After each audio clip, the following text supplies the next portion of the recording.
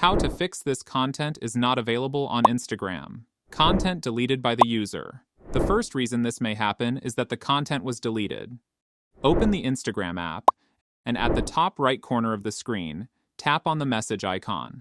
Click on the person's name. If someone sends you a link to a photo or video, but it's been deleted by the person who posted it, you'll get this message, "Post not available." Instagram app issues. The issue may be on Instagram's side, or your app may need an update. Open your App Store or Google Play Store.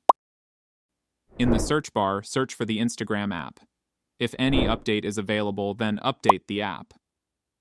After updating the app, and then if you still find the content not available error, then Instagram outage. If updating doesn't help, Instagram might be experiencing technical issues. Now, open any web browser and search for down detector. From the search results, select the first link. In the site search bar, search for Instagram. Now, you can see a graph with the Instagram statistics.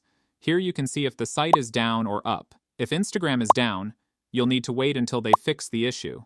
After some time, you can view the content in Instagram as usual. And that's it.